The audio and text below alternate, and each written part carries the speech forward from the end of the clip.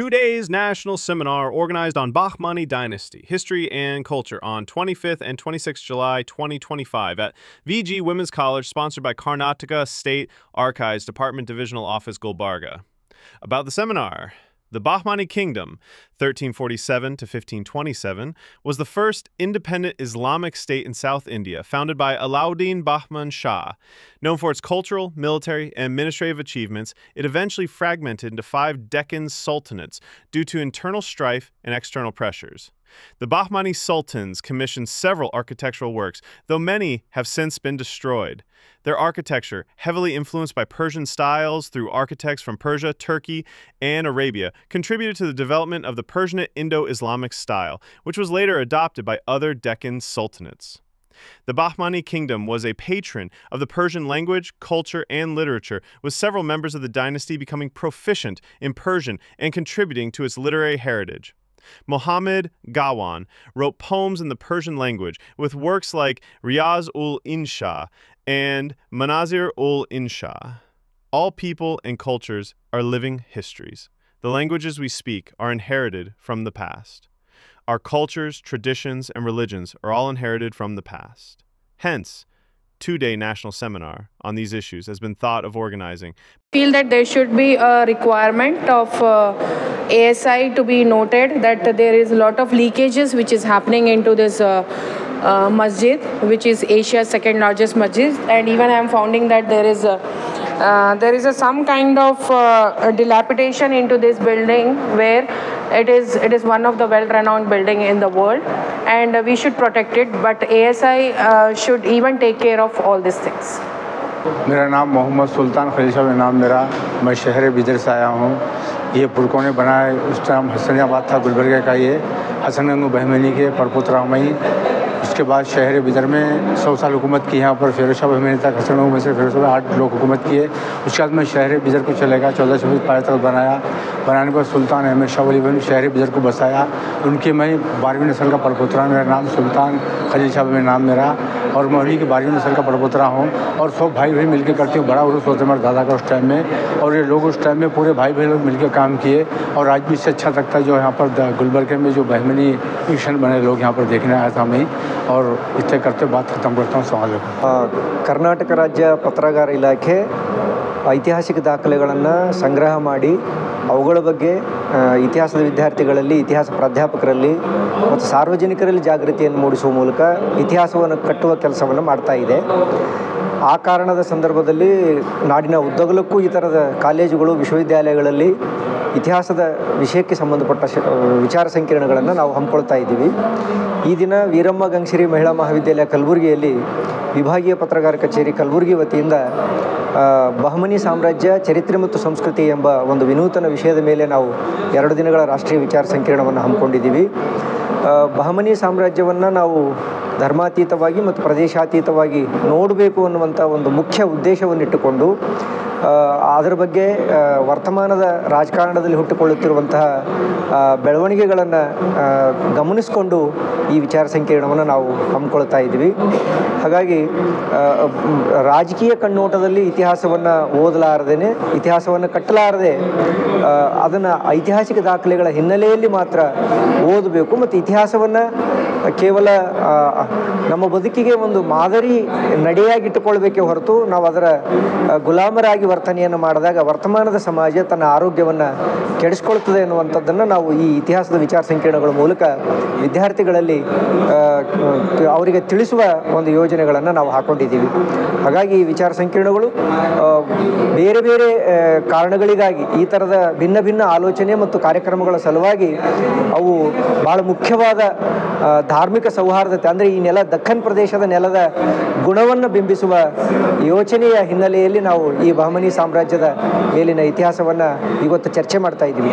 ಈ ಹಿಂದೆ ನಮ್ಮ ಕಚೇರಿಯಿಂದಲೇ ಕಲ್ಯಾಣ ಚಾಲುಕ್ಯರ ಮೇಲೆ ನಾವು ವಿಚಾರ ಸಂಕಿರಣವನ್ನು ಮಾಡಿದ್ದೀವಿ. ಹೈದರಾಬಾದ್ ಸಂಸ್ಥಾನದ ಸಾಂಸ್ಕೃತಿಕ ಪರಂಪರೆಯ ಬಗ್ಗೆ ನಾವು ಕರ್ನಾಟಕ ಕೇಂದ್ರೀಯ ವಿಶ್ವವಿದ್ಯಾಲಯದಲ್ಲಿ ಸೆಮಿನಾರ್ಗಳನ್ನು ಮಾಡಿದ್ದೀವಿ. ಸುರ್ಪುರದ ಬಗ್ಗೆ ಈಗ ಸುರ್ಪುರದಲ್ಲಿನೇ ಸುರ್ಪುರ ಸಂಸ್ಥಾನದ ಮೇಲೆ ವಿಚಾರ ಸಂಕಿರಣ ಹಮ್ಮಿಕೊಳ್ತಾ ಇದ್ದೀವಿ ಹಂಪಿ ವಿಶ್ವವಿದ್ಯಾಲಯದ ಸಹಯೋಗದೊಳಗೆ. ಮುಂದಿನ ದಿನಗಳಲ್ಲಿ ರಾಷ್ಟ್ರಕೂಟರ ಬಗ್ಗೆ ನಾವು ವಿಚಾರ ಸಂಕಿರಣವನ್ನು ಮಾಡಬೇಕು ಅನ್ನುವಂಥ ಇಚ್ಛೆ ಇದೆ. ಒಟ್ಟಾರೆಯಾಗಿ ಏನು ಕರ್ನಾಟಕದ ಮಟ್ಟದಲ್ಲಿ ಮತ್ತು ಭಾರತ ಭಾರತ ಮಟ್ಟದಲ್ಲಿ ಕಲ್ಯಾಣ ಕರ್ನಾಟಕದ ಇತಿಹಾಸ ಮತ್ತು ಚರಿತ್ರೆ ಏನು ಆಲಕ್ಷ್ಯಕ್ಕೆ ಒಳಗಾಗಿದೆ ಅದನ್ನು ಹೆಚ್ಚು ಚರ್ಚೆಗೆ ಒಳಪಡಿಸುವ ಮೂಲಕ ಮತ್ತು ಸಮಾಜಮುಖಿಯಾಗಿ ಅದನ್ನು ತರುವ ಮೂಲಕ ನಾವು ಈ ಕೆಲಸವನ್ನು ಮಾಡ್ತಾ ಇದ್ದೀವಿ.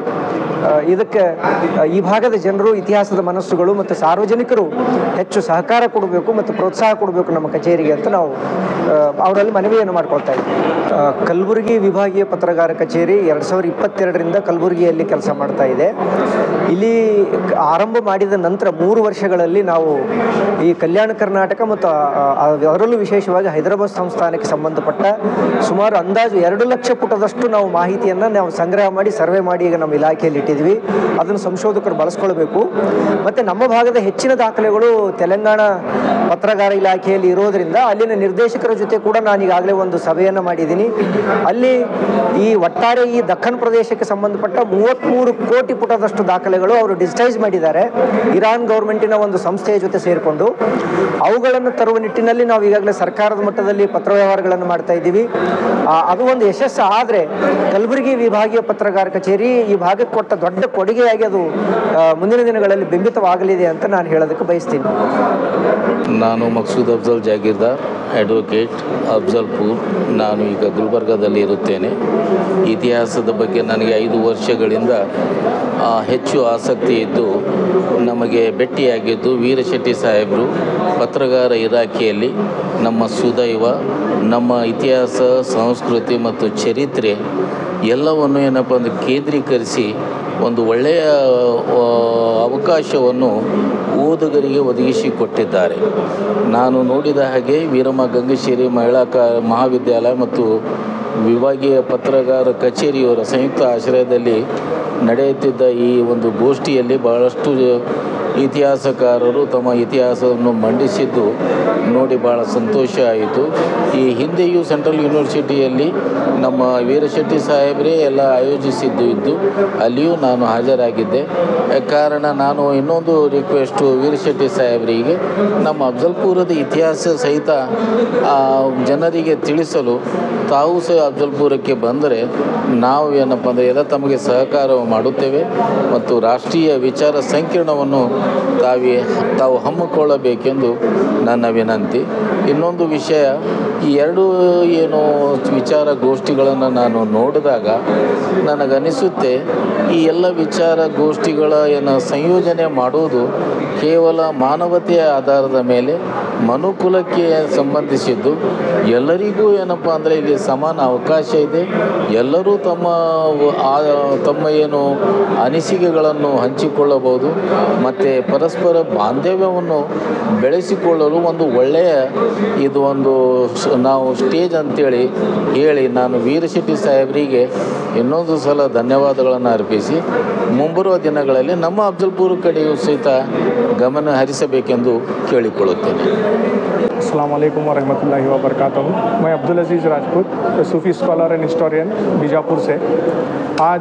कल और आज 25 और 26 को एक इनविटेशन पे मैं अपना पेपर प्रेजेंट करने के लिए यहाँ पे आया था। आज मेरा पेपर प्रेजेंट था, मेरा टॉपिक था archival and literary heritage of बहमनीज़।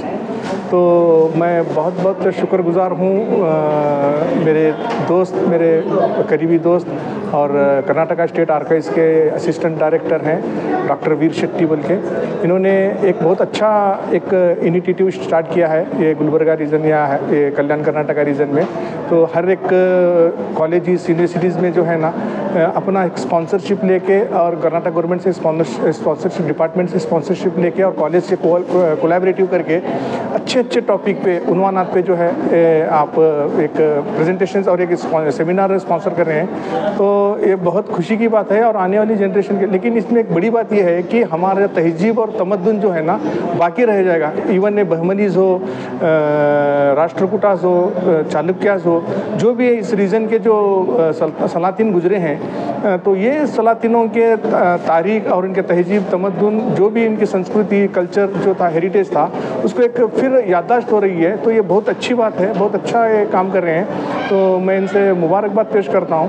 और क्योंकि जो बहमनी सलातीन के जो उनके आबा व अजदाद होंगे, फिर बाद उनके जो कंट्रीब्यूशंस हैं गुलबर्गा में, बीदर में और सराउंडिंग्स में भी जो उनके कंट्रीब्यूशंस हैं, ये बहुत सारी चीज़ें आज बहुत से सूफ़ी घरानों में होंगे या फिर बाद में जो जागीरदार फैमिलीज़ हैं, इनके पास जो बहुत सारे असनाद, अहदनामे, शजरात और कुछ दस्तावेज़ात जो हैं और मलफूज़ात हैं जो आज तक मंजर आम पे नहीं हैं। तो ये ऐसे प्रेजेंटेशंस देने के लिए और पेपर प्रेजेंट्स करने के लिए, रिसर्च करने के लिए एक मौका दे रहे हैं। तो आज मैं उसी ताल्लुक़ से 2 मखतूतात ख्वाजा बंदा नवाज गेसुदरात रहमतुल्लाह अलैह के खानवदे में जो आपके नबीरा हैं सैयद शाह यदुल्ला हुसैनी के मलफूज़ात हैं जिसे मोहब्बत नामा कहते हैं, वो मलफूज़ात का मैं किया। फिर बाद में अबुल फैज़ मिनल्लाह हुसैनी जो बीदर में आराम फरमा रहे हैं, तो उन्हीं का भी एक मलफूज़ात है। उनके जो साहबजादे हैं कलीमुल्लाह हुसैनी, आपने जो है शवामिल जमील कुमालबुल के उनके जो मलफूज़ात हैं, तो वो मलफूज़ात को भी जो है ना अनपब्लिश्ड हैं।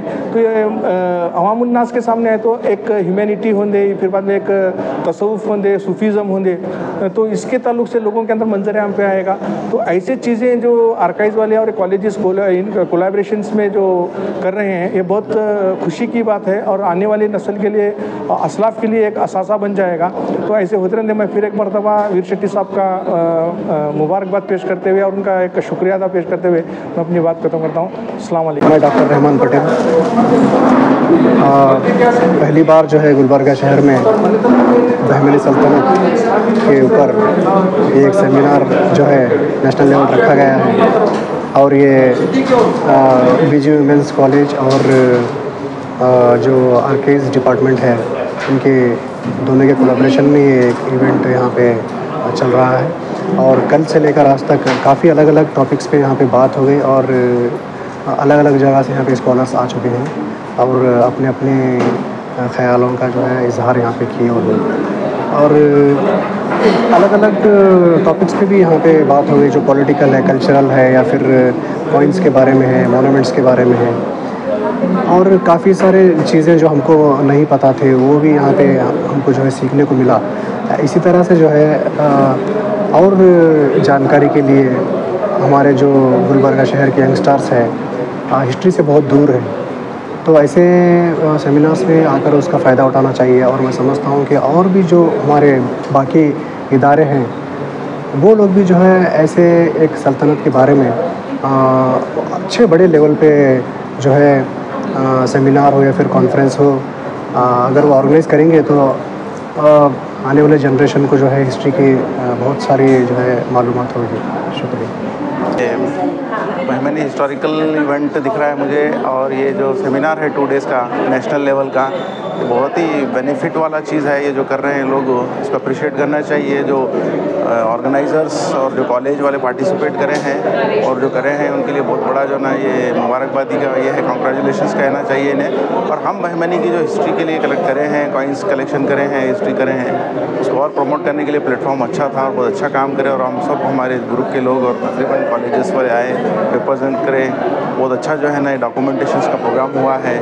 ऐसा कई और कॉलेजेस वाले मिल के भी करना चाहिए, एक नेशनल लेवल कॉन्फ्रेंसेस ऐसे सेमिनार करना चाहिए ताकि हिस्ट्री बाहर आए। हर कोई अपना अपना जो है ना अपना तहकीकी रिपोर्ट्स और जो रिसर्च वर्क है या कुछ भी जो एग्जिस्टिंग मॉन्यूमेंट्स पे भी या कॉइन्स पे भी या फिर लिटरेरी वर्क है, आर्ट कल्चर, सब चीज़ें बाहर लाना चाहिए। इसके लिए प्लेटफॉर्म ऐसा ज़रूरी है। मैं चाहता हूँ कि गुलबर्गा के हर कॉलेज, स्कूल्स के जो भी जिम्मेदार हैं ऐसे ऐसे प्रोग्राम्स करना चाहिए और हमारे हेरिटेज को, हिस्ट्री को बचाना चाहिए। Thank you.